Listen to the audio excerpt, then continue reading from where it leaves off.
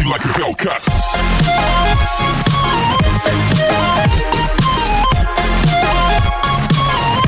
So part 12 की starting में हम देखते हैं कि मिनसुक और जिनवू जो कि हाना के खातिर एक दूसरे की जान लेने को तैयार हैं, मगर तभी हाना उन दोनों को रोक बताती है कि ये शहर नहीं बल्कि गांव है, इसलिए अगर किसी ने भी तुम दोनों को यहाँ ऐसे देख लिया तो बहुत बड़ी प्रॉब्लम हो जाएगी, इसलिए तुम दोनों प्लीज यहाँ से जाओ। मगर जब वो दोनों हाना की मानते नहीं बल्कि अब भी एक दूसरे से लड़ने के लिए तैयार थे, तो तब हाना खुद वहाँ से चली गई। अब नेक्स्ट सीन में जिनवू वापस अपनी मॉम के पास आ गया तो वहीं मिनसुक वापस अपने घर, मगर मॉर्निंग में ब्रेकफास्ट करते टाइम उसे अब भी इन्हीं सब बातों पे गुस्सा आ रहा था कि जिनवू ने कैसे उसकी हाना को हक किया। कि तभी हमें दिखाया गया है कि हाना वापस सोल आ चुकी है क्योंकि उसे यहाँ वापस उसकी मॉम ने भेजा है गांव वालों की बातों से परेशान होकर, क्योंकि गांव में सब हाना के बारे में बातें बना रहे थे जैसे उसे जॉब से निकाल दिया गया हो, इसलिए हाना को मजबूरन वापस आना पड़ा। कि तभी हाना को रास्ते में ग्रैंडपा मिले जो कि हाना को देख बहुत ज्यादा खुश हो गए। हाना पूछती है कि क्या आप फिर से खो गए हो, तो अब इससे पहले कि वो कुछ बताते कि तभी मिनसुक भी ग्रैंडपा को ढूंढते हुए वहां आ गया, जो कि ये बात जानकर काफी शॉक था कि हाना ही वो लड़की है जिसकी ग्रैंडपा दिन रात बातें करते हैं। जिसके बाद अब हम इन तीनों को मिनसुक के घर देखते हैं, जहां मिनसुक कंफर्म कर रहा था कि क्या पक्का तुम्हारे और जिनवू के बीच कुछ नहीं। तो ये सुन हाना उठकर जाने लगी। मिनसुक कहता है ठीक है मैं इस बारे में कोई बात नहीं करूँगा, मगर मुझे ये ज़रूर जानना है कि तुम कंपनी कब वापस आ रही हो, यानी मैंने तुम्हारे रिज़ाइन लेटर के बारे में अभी तक किसी को नहीं बताया। और क्या तुम्हें याद है तुम एक बार बोल रही थी कि तुम एक मॉडर्न लेडी हो जो अपनी पर्सनल लाइफ और कंपनी लाइफ को अलग अलग रखना जानती है। तो ये सुन हाना कुछ नहीं बोलती। अब जब जैसे हाना वापस घर आई तो तब वो शिन के सामने बिल्कुल नॉर्मल बिहेव कर रही थी कि जैसे उन दोनों के बीच कोई भी लड़ाई नहीं हुई हो। मगर फिर जब वॉशरूम आती है तो तब उसे मिनसुक की बातें याद आने लगी कि बात तो सही है, यानी मैं सच में एक मॉडर्न लेडी हूँ, तो फिर मैं मिनसुक की वजह से अपना काम क्यों छोड़ रही हूँ, जबकि मुझे फेस टू फेस बात को क्लियर करके आगे बढ़ना चाहिए। इसलिए नेक्स्ट सीन में हाना वापस कंपनी आ गई, जिसे देख सब मेंबर्स बहुत ज्यादा खुश थे। और फिर जब जैसे मिनसुक ने भी हाना को कंपनी में देखा तो उसे देख वो भी बहुत ज्यादा खुश हो जाता है। पर जब हाना उसे बताती है कि मैं यहाँ एज ए सेक्रेटरी वापस आई हूँ, इसलिए मुझसे कोई उम्मीद मत रखना, तो ये सुन मिनसुक हंसने लगा और जब बातें करते टाइम बार बार हाना के क्लोज आने की कोशिश कर रहा था। तो तब मिनसुक को अपने इतने क्लोज देख हाना भी एक टाइम के लिए डिस्ट्रैक्ट होने लगी, मगर तभी अपना आप को समझाती है कि मिनसुक उससे छोटा है, इसलिए उन दोनों का ऐसे क्लोज होकर बात करना ठीक नहीं। इसलिए हाना मिनसुक से बोलती है कि आज से मैं तुम्हारी नूना हूँ, यानी बड़ी बहन, इसलिए चलो जल्दी से मुझे नूना कहो। मिनसुक ये बात सुन सदमे में चला गया कि क्या तुम पागल हो गई हो, यानी मैं मर जाऊंगा पर कभी तुम्हें नूना नहीं कहूँगा। बट हाना बिल्कुल मानती नहीं, यानी बार बार हर टाइम मिनसुक को फोर्स करने लगी कि मुझे नूना कहो नूना कहो। तो तब लिफ्ट में आने के बाद मिनसुक हाना पे चिल्लाता है कि क्या मैं तुमसे बहुत ज़्यादा छोटा हूँ, क्या मुझे प्यार का मतलब नहीं पता, यानी हम दोनों के बीच सिर्फ कुछ सालों का गैप है, बट तुम ऐसे रिएक्ट कर रही हो जैसे मैं कोई छोटा बच्चा हूँ। तो तब हाना चुप हो गई, मगर अब भी मिनसुक के साथ वापस रिलेशनशिप में आने के लिए तैयार नहीं थी। इसलिए मिनसुक हाना से और ज़्यादा बहस करने लगा। ऐसे ही लड़ते लड़ते ये दोनों बाहर आ गए, जहां मिनसुक हाना का पीछा छोड़ ही नहीं रहा था, इसलिए हाना जल्दी से जिनवू की कार में बैठकर चली गई। तो तब हाना को ऐसा करता देख मिनसुक का गुस्सा और ज्यादा डबल हो जाता है। कार में जिनवू पूछता है कि तुम मेरा यूज कर रही हो है ना, तो तब हाना उससे सॉरी बोलती है। जिनवू कहता है कोई बात नहीं, तुम जब चाहो मेरा तब यूज कर सकती हो, मगर मुझे इसके बदले एक फेवर चाहिए। और बस फिर इतना बोल वो हाना को अपने साथ हॉस्पिटल ले आया मॉम से मिलवाने के लिए। जिनवू की मॉम हाना को देख बहुत ज़्यादा खुश हुई, क्योंकि ये फर्स्ट टाइम था जब जिनवू अपने साथ किसी लड़की को लाया हो। एंड देन हाना जिनवू की मॉम को सूप निकाल कर देती है, जो कि उसने जिनवू के बोलने पर उसकी मॉम के लिए रेडी किया था। तो तब सूप टेस्ट कर वो हाना की तारीफ करने लगी कि तुम बहुत ज़्यादा सुंदर भी हो और अच्छी शेफ भी। तो ये बात सुन हाना हंसती है कि नहीं ऐसा कुछ नहीं है, यानी मैं बिल्कुल सुंदर नहीं हूँ। और फिर बाद में ये भी क्लियर कर देती है कि उसके और जिनवू के बीच ऐसा वैसा कुछ नहीं, यानी हम दोनों बस एक ही कंपनी में काम करते हैं। और फिर जब वहाँ से जाने लगी जिनवू की मॉम के लिए पानी लेने के, तभी वो गिरते गिरते बचती है, जिसकी ये सब हरकतें देख जिनवू की मॉम को हंसी आ रही थी। जिनवो कहता है कि हाँ ये बहुत फनी है। तो तब मॉम पूछती है कि तुम इसे लाइक करते हो है ना, क्योंकि मैंने तुम्हें बहुत सालों के बाद हंसते हुए देखा। जिनवो बताता है कि हाँ ये बात सच है कि मैं हाना को लाइक करता हूँ, मगर मेरा लव वन साइडेड है। तो ये सुन जिनवो की मॉम तब भी उसके लिए खुश थी कि चलो फाइनली तुम कम से कम अपनी लाइफ में आगे बढ़ने की सोच तो रहे हो, वरना मुझे लगा था कि तुम मेरी वजह से कभी किसी को लव नहीं कर पाओगे। तो ये सुन जिनवो चुप हो जाता है। हाना को अब वापस घर जाना था, इसलिए जिनवो उसे बाहर तक छोड़ने जाने लगा कि तभी हमें दिखाया गया कि इन दोनों के बाहर निकलते ही प्रेसिडेंट हान हॉस्पिटल के अंदर एंटर हुए। जिन्हें देख हाना को ऐसा लगता भी है कि जैसे उसने अभी प्रेसिडेंट को देखा हो, मगर वो उन्हें इग्नोर कर आगे चली गई। प्रेसिडेंट हान रूम के अंदर देखते हैं जहां जिनवो की मॉम फिर से विंडो की तरफ देखने लगी। तो तब उन्हें कहीं ना कहीं बुरा तो लगता है, मगर वो अंदर जाने की हिम्मत नहीं कर पाए, बल्कि वहां से वापस चले गए। वेल अब नेक्स्ट डे मिनसुक, जिसका आज हॉकी मैच है जिसे वो काफी अच्छे से खेल रहा था, यानी बहुत सारे गोल्स करता है, अपोजिट टीम को काफ़ी बुरी तरह हरा रहा था। मगर तभी अपोजिट टीम के एक मेंबर ने इतनी ज़ोर से मिनसुक को टक्कर मारी कि मिनसुक से बिल्कुल उठा नहीं गया। सभी लोग मिनसुक की ऐसी हालत देख परेशान हो गए एंड उसे जल्दी जल्दी से हॉस्पिटल लाते हैं। जिस बात का सुन शिन भी भागती हुई हॉस्पिटल आई एंड मिनसुक के लिए काफ़ी ज़्यादा परेशान होने लगी। तो तब टाई बताता है कि तुम फिक्र मत करो, मिनसुक के शोल्डर की सर्जरी चल रही है। वेल अब आफ्टर सर्जरी जब डॉक्टर मिनसुक के फादर और कोच से बात करते हैं तो बताते हैं कि सर्जरी तो हमने काफ़ी अच्छे से कर दी, मगर अब मिनसुक कभी हॉकी नहीं खेल पाएगा।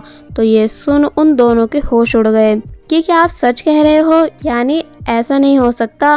कोच बताते हैं कि मिनसुक बचपन से हॉकी खेलता आ रहा है, जिसका ड्रीम है नेशनल लेवल प्लेयर बनना। तो वहीं फादर रोते हुए कहने लगे कि अगर आप चाहो तो मेरा हाथ निकालकर मिनसुक को लगा सकते हो, मगर प्लीज कैसे भी करके मेरे बेटे को ठीक करो, क्योंकि हॉकी छोड़ना मिनसुक के लिए ऐसा है जैसे अपनी जिंदगी छोड़ देना।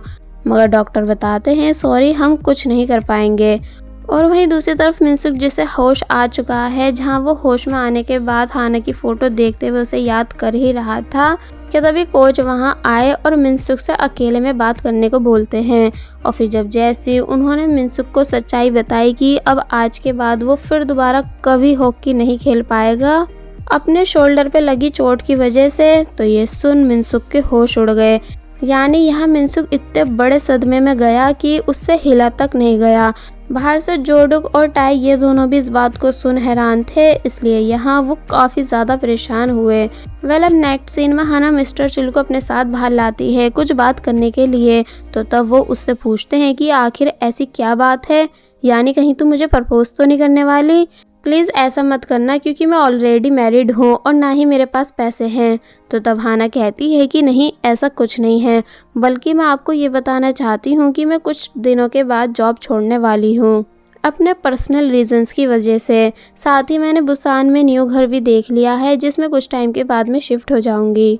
तो ये सुन मिस्टर चुल हैरान रह गए कि एक बार फिर सोच लो, क्योंकि कॉम्फो कंपनी में जॉब मिलना इतना आसान नहीं, ये बात तुम्हें भी अच्छे से पता है।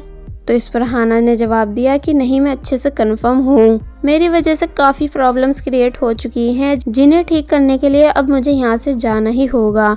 नेक्स्ट सीन में मिनसुक चेंजिंग रूम आकर अपनी सभी चीज़ें जोडुक और टाई को देता है, ये बताकर कि अब ये सब मेरे किसी काम की नहीं, मगर वो दोनों उन्हें लेने से मना कर देते हैं।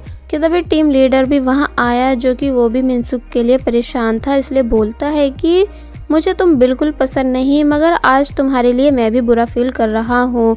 और फिर मिनसुक के शोल्डर पे टैप करने के बाद वहाँ से चला गया।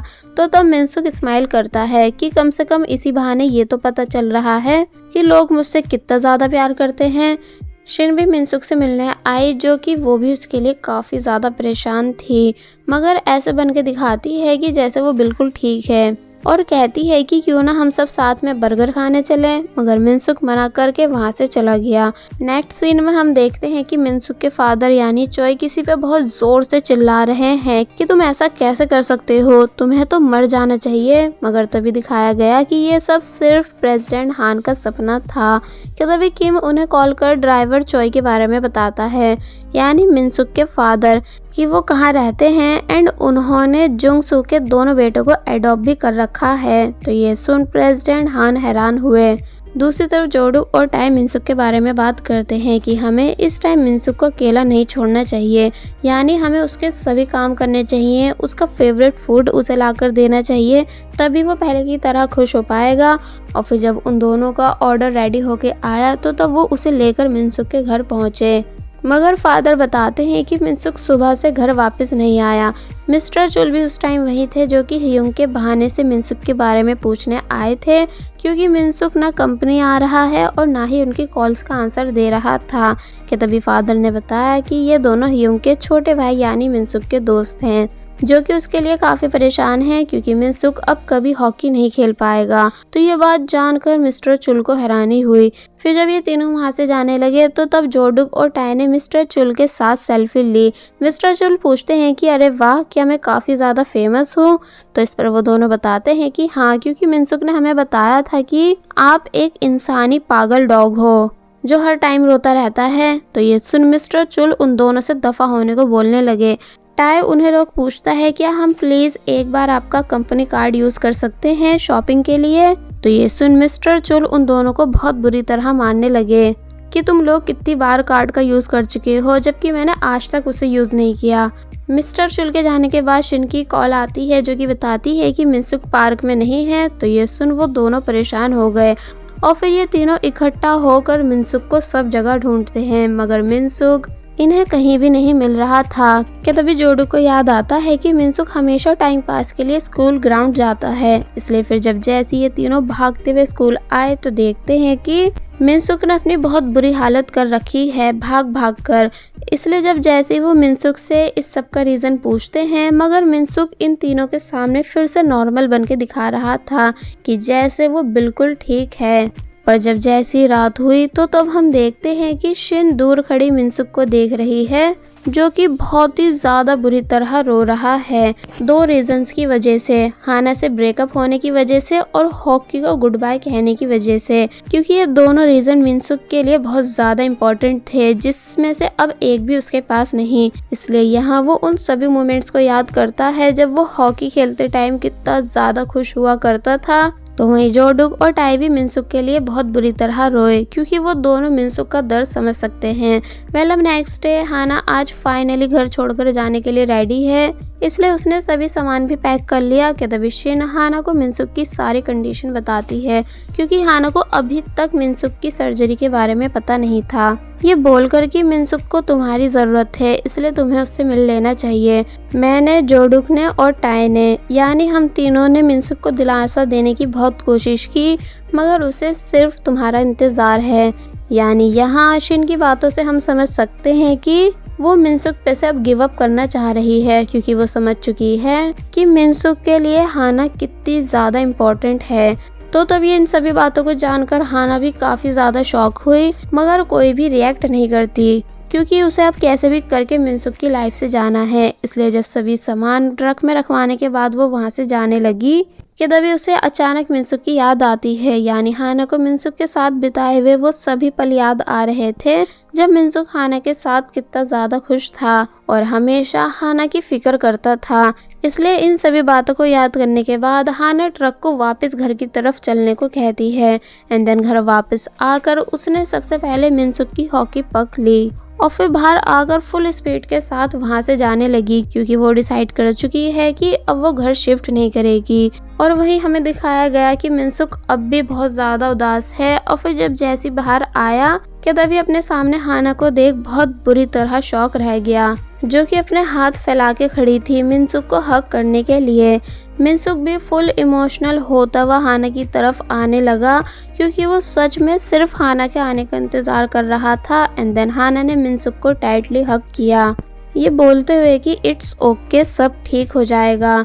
मैं भी जब प्रॉब्लम्स में होती हूँ तो तब खुद को इट्स ओके कहकर ही दिलासा देती हूँ।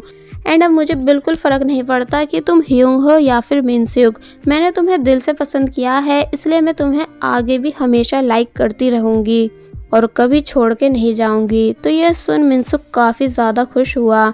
हाना जब जैसी पीछे होती है कि तभी मिनसुक फिर से हाना को हक कर लेता है, ये बताकर कि वो भी हाना को बहुत ही ज़्यादा मिस कर रहा था, यानी अगर आज वो नहीं आती तो शायद वो मर ही जाता। मिनसुक के रिएक्शंस देख साफ पता चल रहा था कि जैसे हाना के आने से उसे अपनी ज़िंदगी वापस मिल गई हो, इसलिए यहाँ वो बहुत ही ज़्यादा खुश हुआ। इसका मतलब ना हाना मिनसुक के बगैर रह सकती है और ना ही मिनसुक हाना के बगैर। पर क्या इन दोनों की लव स्टोरी सक्सेसफुल हो पाएगी, ये हमें नेक्स्ट पार्ट में बताया जाएगा। और बस फिर इसी के साथ पार्ट 12 यहीं पर एंड हो जाता है।